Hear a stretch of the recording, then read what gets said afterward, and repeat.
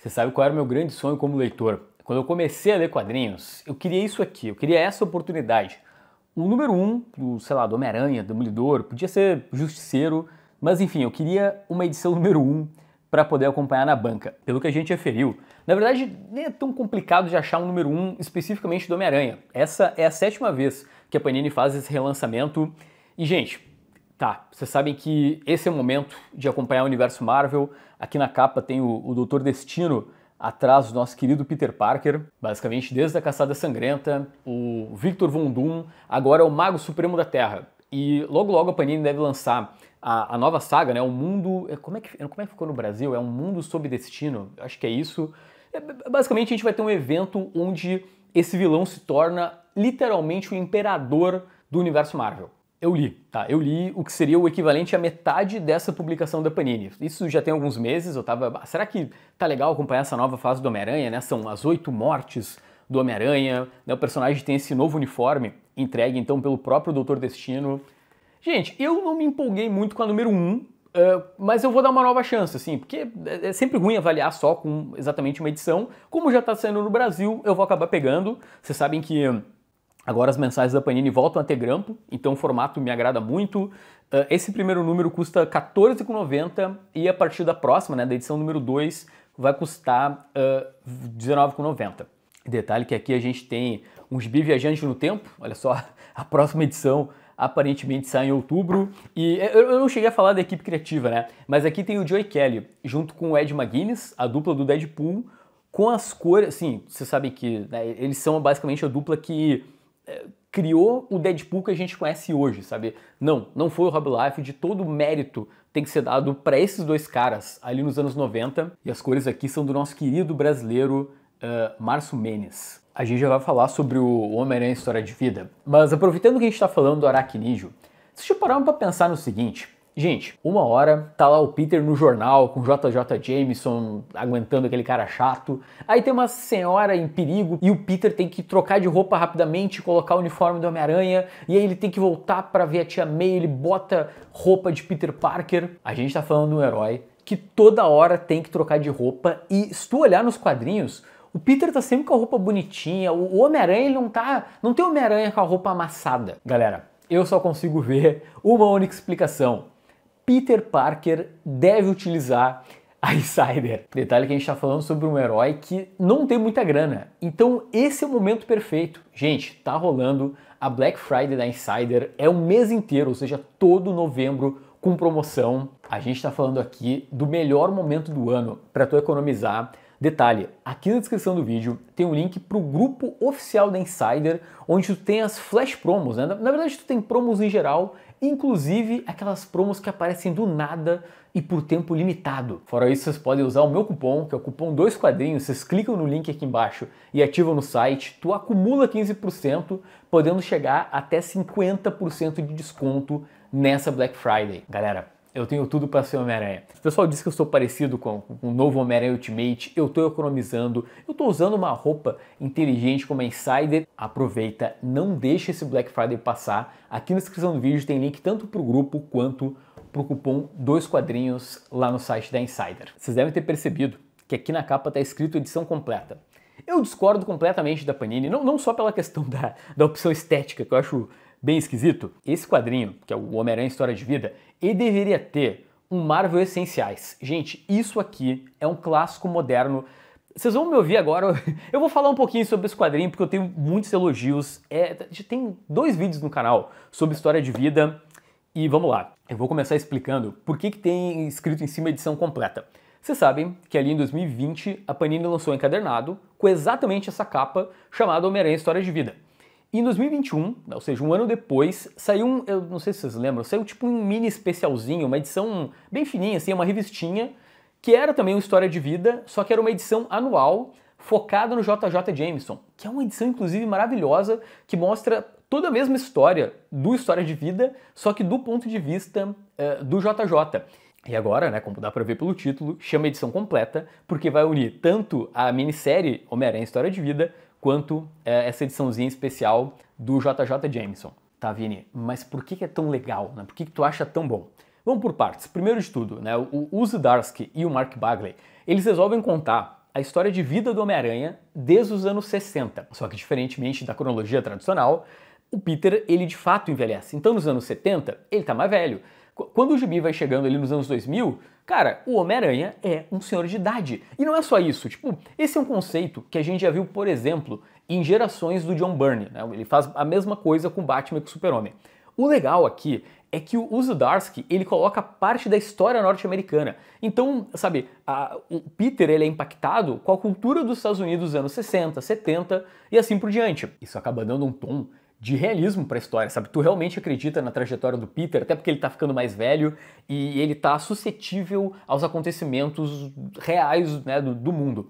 Mas eu acho que uma das grandes sacadas é o fato de que cada década, além de acompanhar a história norte-americana, acompanha a cronologia do Aranha. Então, sei lá, anos 80 vai ter o simbionte, anos 80, anos 90, literalmente nos anos 90 tem a saga do clone. A gente tá falando de um quadrinho que acaba sendo um resumão da cronologia do Aranha. Claro, né, gente, é uma realidade alternativa, tem liberdades, nem tudo acontece exatamente como acontece nas histórias, mas eu acho bem legal. Eu lembro que quando esse quadrinho saiu, em 2020, né, pela Panini, teve uma crítica de que beleza, é legal, mas é legal só pra quem é muito fã do Homem-Aranha e vai pegar as referências. Gente, eu acho que não, assim, porque boa parte das referências, o pessoal já viu em filme, já viu em desenho. Pra quem tem curiosidade, eu vou colocar agora um insert com os extras, que, gente, na prática aqui tem o processo da arte da capa, basicamente são extras focados nas criações das capas por parte do Zdarsky, né, que é basicamente o roteirista. Ele também faz as capas e, meu Deus, as capas são muito, muito bonitas. Aí tem uma biografia dos autores, sabe? Mas não tem nada assim, meu Deus, que extra absurdo. Tá, galera, vocês estão vendo esse gibi? Duas moças nuas. Talvez esse quadrinho, na verdade não talvez, esse quadrinho merece a tua atenção. É importante abrir um parênteses aqui, ele acabou de chegar, eu ainda não li, mas a credencial desse quadrinho é o grande vencedor do Angoleme 2025. Galera, eu tava lá, era um absurdo, só se falava desse quadrinho e, vamos lá, a gente acha que ele ganhou esse prêmio, principalmente pela proposta. Galera, é literalmente a história de um quadro. Mais especificamente, a história da Alemanha nazista, ou seja, a gente vê a ascensão do nazismo através dos olhos, entre aspas, de uma pintura. É legal que o quadrinho ele começa com as pinceladas, né? Então a gente vê a pintura ganhando vida. Ali em 1919, o pintor é o Otto Müller. E sim, tanto a pintura quanto o artista, né, ele é um expressionista alemão, realmente a pintura existe até hoje, mas né, o Otto Müller não está mais entre nós. Para vocês terem uma noção, esse quadro, Duas Moças Nuas, ele foi confiscado pelos nazistas porque era considerado arte degenerada, ficou anos perdido.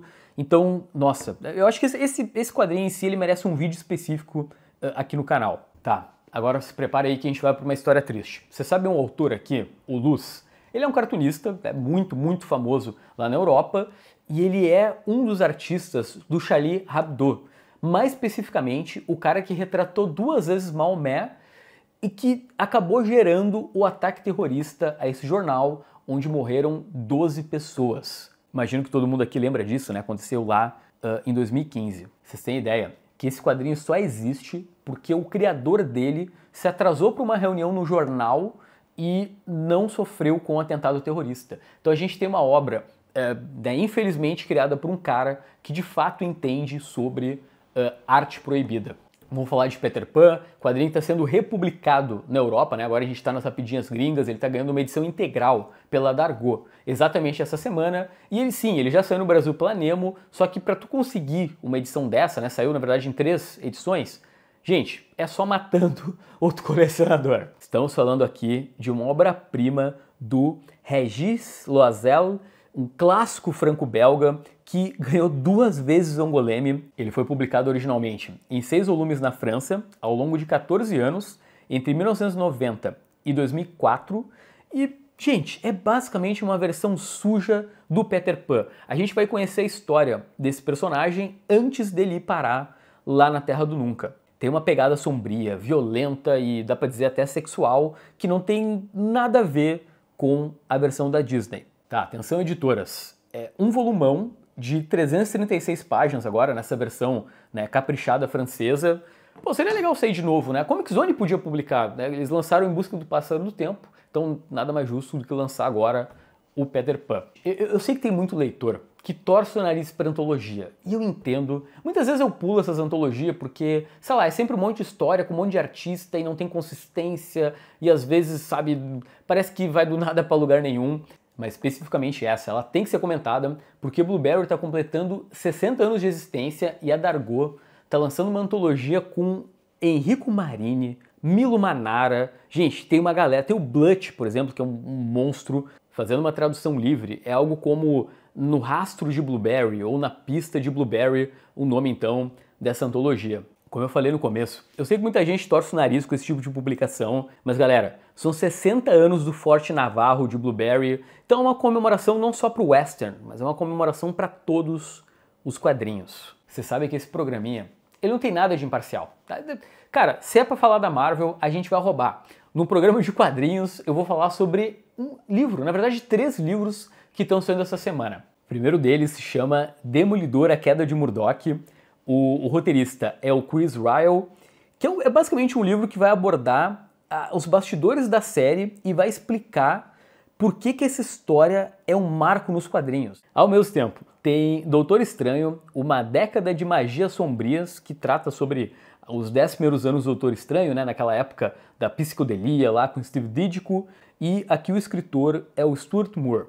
Para terminar, tem Poderosos Vingadores contra os anos 70, do Paul Cornell, e é sobre como a revista dessa equipe refletiu o que estava acontecendo no mundo durante essa década. Gente, literalmente, eu vou acabar de gravar esse vídeo, abrir a Amazon e tentar comprar esse livro, né? Especificamente o livro do Demolidor. Eu tenho certeza que meu amigo Vini Caldas vai comprar o livro do Doutor Estranho e imagino que o Luiz, lá do Guias e Ordens, vai comprar lá o livro dos Vingadores. Gente, é coisa de 100, 150 páginas, e a editora é a Bloomsbury, e eles pretendem lançar mais obras dentro dessa pegada. Rapidinhas, começando com o listão da Panini Point. Gente, Batman número 1, lembrando, não é ainda a nova fase do Matt Fraction, ainda é o final da fase Zdarsky. Depois tem Batman, O Último Dia das Bruxas. Vocês sabem que essa é uma minissérie onde artistas vêm substituir o Tim Sale. O detalhe é que nessa primeira edição, a Panini vai republicar uma história que justamente ainda tem o Tim Sale como desenhista. Tem Miles Morales número 1, tem Hulk, A Tempestade. Cara, nossa, esse é um essencial, que não tem nada de essencial. Até começa legal, mas depois o gibi vira uma palhaçada, enfim. Wolverine número 4, Invencível número 8, tem um clássico, veja só, finalmente voltando, O Mundo Gavião. E aí, para fechar esse listão, tem uma nova tiragem do Absolute Batman. Pela Comic Zone tem Corpo de Cristo, que, gente, é um quadrinho feito todo de bordado.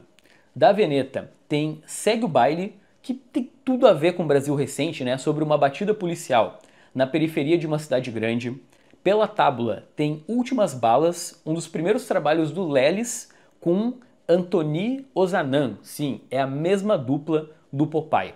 Nas rapidinhas gringas tem A Volta de Dai, do Kieron Gillen, com a Stephanie Hans. Sim, esse quadrinho já está completo no Brasil pela Panini, mas agora vai ganhar então uma nova minissérie. Tem Dreadstar, série que está merecendo uma edição completa no Brasil, que ganha um ônibus e que na verdade vão ser 3 volumes. Então, boa sorte aí para as editoras brasileiras. A Glenar está lançando uma versão integral de Druna, do Serpieri, com 648 páginas. Meu Deus do céu! Outro lançamento norte-americano é o Comfortless, do Miguel Villa, o mesmo autor do Fior di Latte, saiu pela Veneta no Brasil. E olha só, quando você achava que tinham saído todos os crossovers do mundo, tem Tartarugas Ninja contra Godzilla. E aí, para terminar, a gente tem um chupa Estados Unidos, porque, galera, acreditem, só agora tá saindo lá fora um integral de Friday, que já saiu no Brasil, veja só, tem vídeo no canal, pela QS Comics. Só quero dizer que foi um prazer inenarrável ter vocês por aqui. Para quem ficou até o final, qual quadrinho da Marvel... Olha só, é aquele esquema, se vocês responderem, eu prometo dar um coraçãozinho, responder o comentário. Qual clássico da Marvel merece um livro dissecando a obra? Eu sei que vai ter um monte de comentários de decenalta, porque não tem clássico, então não vai ter livro. É isso. Gente, valeu pela audiência e até o próximo vídeo.